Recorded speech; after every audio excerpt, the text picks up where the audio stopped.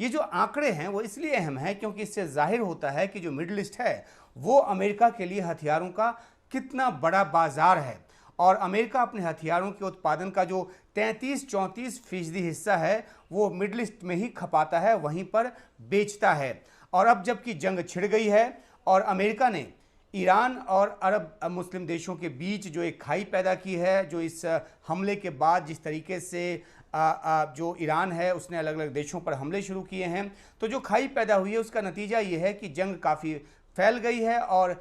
Iran ने middle east के उन देशों पर हमला किया है जहां की अमेरिकी सैन्य अड्डे मौजूद हैं। और ये बात उसने पहले कह दी थी कि चाहे उन अड्डों से हमला हो न हो, अमेरिका से बदला लेने के लिए उन सैन्य अड्डों पर वो हमले करेगा जो पड़ोसी देश में है। हालांकि इसे पड़ोसी देश पर हमले ना मानने की बात भी ईरान की तरफ से की गई थी। तो जब ये हमले हो रहे हैं तो जाहिर सी बात है कि इन देशों की जो अमेरिकी हथियारों पर निर्भरता जो है वो बढ़ेगी, उसकी ज़रूरत जो है और बढ़ेगी, आने वाले समय में भी बढ़ेगी, अभी तो ज़रूरत है ही। और इस तरह से देखें तो अमेरिका के लिए ईरान पर जो हमला है वो दो तरह से व्यापारिक फ़ायदे का सौदा साबित होने की क्षमता जो है वो रखता है। एक तो उसका हथियार और ज़्यादा बिकेगा जैसा कि आंकड़ों के ज़रिए मैंने आपको बताया, और दूसरा उसकी मंशा ईरान के तेल पर कब्जे की है। और ये बात तो अब खुलकर लिंडसे ग्रैहम ने कह दी है, जो कि ट्रंप के करीबी सहयोगी हैं और उनकी बातों को परिलक्षित करते रहते हैं अलग अलग मौक़ों पर। और हथियारों के बाज़ार में अमेरिका का जो 42-43% हिस्सा है,